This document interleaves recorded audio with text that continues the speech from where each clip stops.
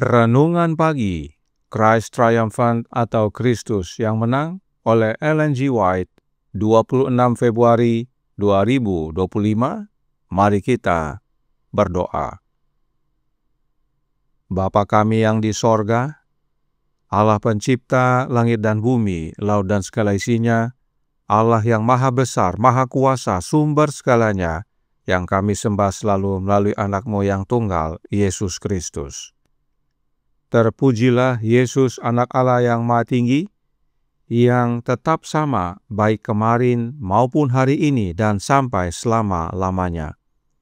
Pada pagi hari ini kami bersyukur boleh bangun dan berbakti, dan sebagaimana membaca dan mendengarkan nasihat firman-Mu, kiranya ini menjadi sukacita bagi kami semua, sebab dari dulu sampai sekarang, Yesuslah yang bersama kami, menyertai kami dan bahkan tinggal di dalam kami.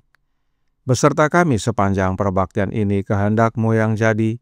Ampun kami akan dosa dan salah, karena kami berdoa hanya dalam nama Anak Allah yang tunggal, Yesus Kristus, yang adalah Tuhan dan Juru Selamat kami. Amin. Renungan hari ini akan dibacakan oleh Ibu Susanti Pasaribu. Kepada Ibu Susanti, kami persilahkan. Shalom, selamat pagi. Renungan kita pada pagi hari ini berjudul Yesus tidak berubah sampai selama-lamanya. Ayat intinya terdapat di dalam Ibrani 13 ayat 8. Yesus Kristus tetap sama, baik kemarin maupun hari ini, dan sampai selama-lamanya. Kuasa Kristus, Juru Selamat yang disalibkan, untuk memberikan hidup kekal harus disampaikan kepada orang-orang. Kita harus menunjukkan kepada mereka bahwa Perjanjian Lama adalah Injil yang sesungguhnya dalam bentuk dan bayangan, seperti halnya Perjanjian Baru dalam kuasa yang dikungkapkannya. Perjanjian Baru bukanlah agama baru. Perjanjian Lama bukanlah agama lama yang akan digantikan oleh Perjanjian Baru. Perjanjian Baru hanyalah kemajuan dan pengungkapan dari Perjanjian Lama. Habel adalah orang yang percaya kepada Kristus dan sungguh-sungguh diselamatkan oleh kuasanya, seperti halnya Petrus dan Paulus. Henok adalah wakil Kristus, sama seperti Yohanes, murid yang terkasih. Henok hidup bergaul dengan Allah, lalu ia tidak ada lagi, sebab ia diangkat oleh Allah. Kepadanya dipercayakan berita tentang kedatangan Kristus yang kedua, juga tentang mereka Henok, keturunan ketujuh dari Adam. Telah bernubuat, katanya, sesungguhnya Tuhan datang dengan beribu-ribu orang kudusnya, hendak menghakimi semua orang dan menjatuhkan hukuman atas orang-orang fasik, karena semua perbuatan fasik yang mereka lakukan dan karena semua kata-kata nista yang diucapkan orang-orang berdosa yang fasik itu terhadap Tuhan. Berita yang disampaikan oleh Henok dan pengangkatannya kepada surga merupakan penjelasan yang meyakinkan bagi semua orang yang hidup di zaman Henok. Hal-hal ini merupakan penjelasan yang dapat digunakan oleh Metusala dan Nuh dengan kuasa untuk menunjukkan bahwa orang-orang benar akan diangkat. Allah yang berjalan bersama Henok adalah Tuhan dan Juru Selamat kita, Yesus Kristus. Dia adalah terang dunia saat itu, sama seperti Dia saat ini. Mereka hidup saat itu tidak kekurangan guru untuk mengajar mereka di jalan kehidupan, karena Nuh dan Henok adalah orang Kristen. Injil diberikan dalam perintah di imamat. Penurutan mutlak dituntut sekarang seperti dulu. Betapa pentingnya kita memahami arti kata ini. Hanya dua golongan yang akan berkembang di dunia, yang menurut dan yang tidak menurut. ini harus dinyatakan dalam semua pekerjaan kita. Jika saja kita dapat mengingat bahwa Kristus dalam penyamaran senantiasa berada di sisi kita. Aku di sebelah kananmu untuk menolong engkau. Kita harus menjadi saksinya untuk meyakinkan orang berdosa akan dosanya. Tidak seorang pun dapat dipaksa melawan keinginan mereka, tetapi mereka dapat diyakinkan. Kristus adalah kuasa yang melakukan mujizat yang dapat melakukan ini. Dikutip dari Letter 119 tahun 1895. Demikianlah renungan kita pada pagi hari ini. Saya bawa dalam nama Tuhan Yesus. Tuhan Yesus memberkati kita semua. Amin. Terima kasih atas penatalainan Ibu Susanti. Tuhan Yesus memberkati. Selamat pagi saudaraku dalam Tuhan. Perhatikan apa yang Roh Nubuat jelaskan tentang Yesus berikut ini dalam The Desire of Ages, halaman 116 paragraf 2. Sejak Adam jatuh ke dalam dosa, umat manusia telah terputus dari persekutuan langsung dengan Allah. Hubungan antara sorga dan bumi telah terjadi melalui Kristus. Tetapi sekarang, setelah Yesus datang dalam daging yang serupa dengan daging yang dikuasai dosa, Roma 8 ayat 3, Bapa sendiri yang berbicara. Sejak kejatuhan Adam ke dalam dosa, hubungan manusia dengan Bapa terputus. Hubungan terjalin kembali hanya melalui Yesus. Itu sebabnya sejak kejatuhan Adam, Bapa berbicara kepada manusia melalui anaknya. Dan saat Yesus menerima baptisan, Bapa sendiri yang berbicara. Bapa tidak lewat pengantara dalam pernyataannya tentang anaknya. Bapa sendiri yang menyatakan bahwa Yesuslah anaknya yang kekasih dan kepada Yesuslah Bapa berkenan. Oleh sebab itu, Roh Nubuat melanjutkan dalam buku yang sama, dalam halaman dan paragraf yang sama, berbunyi, sebelumnya Ia, yaitu Bapa, berkomunikasi dengan manusia melalui Kristus.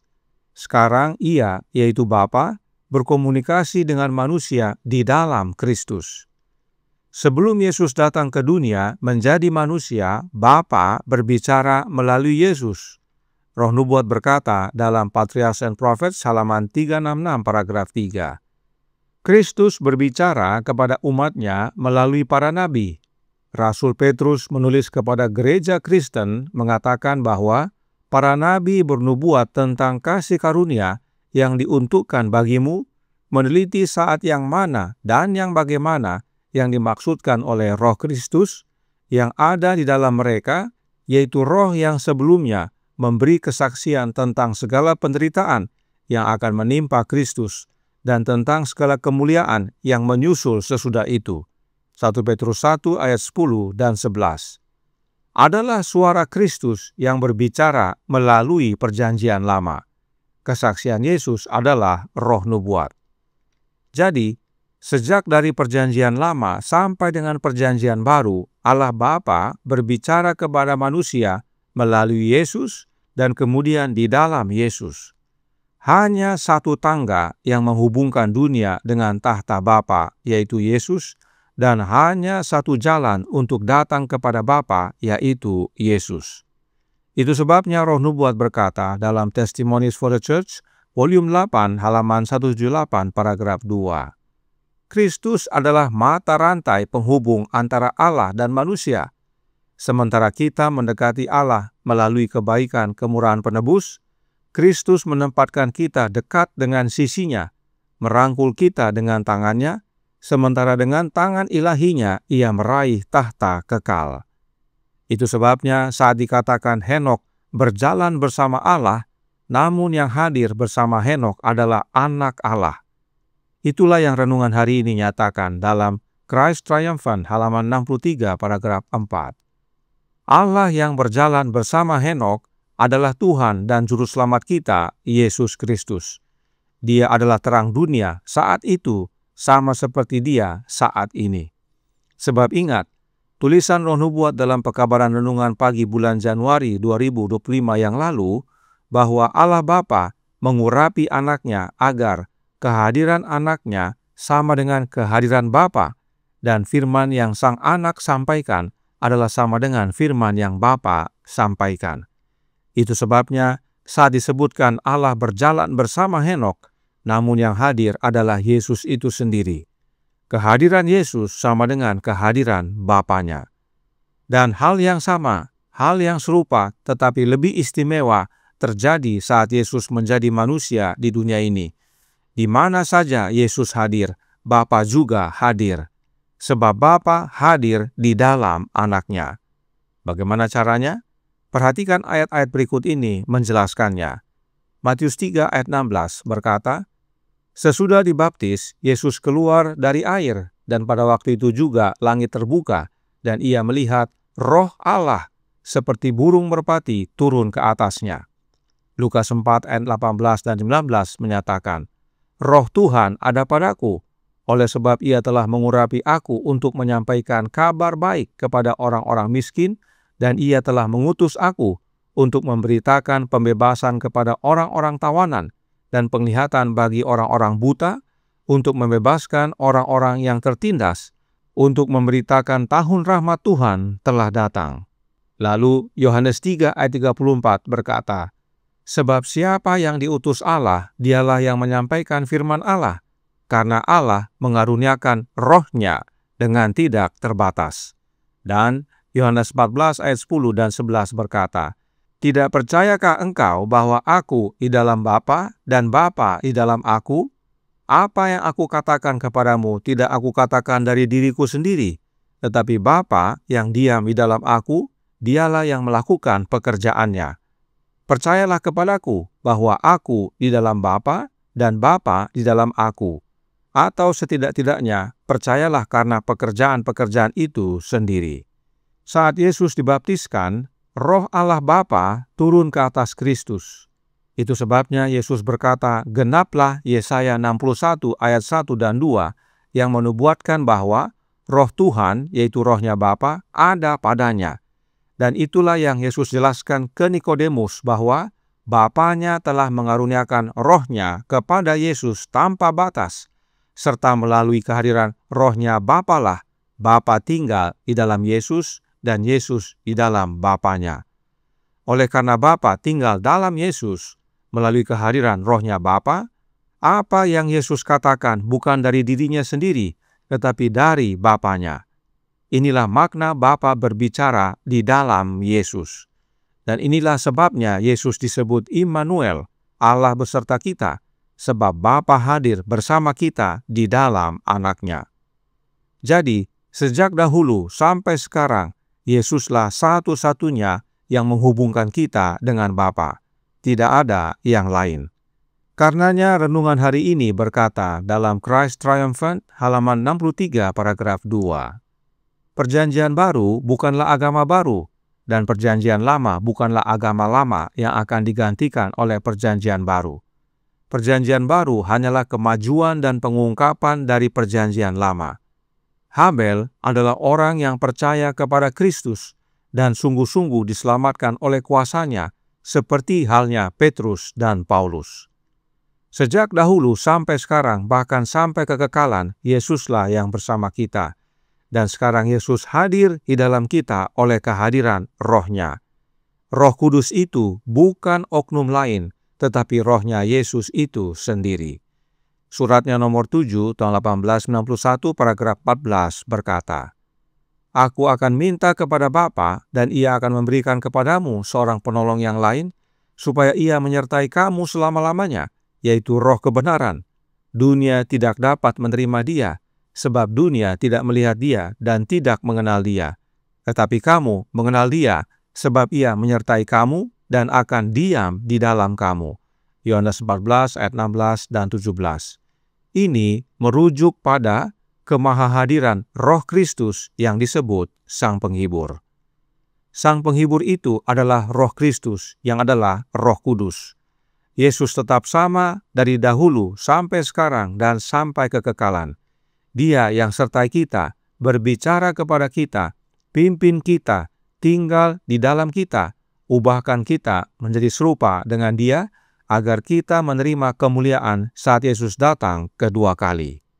Tuhan memberkati, saya bawa dalam nama Yesus. Amin.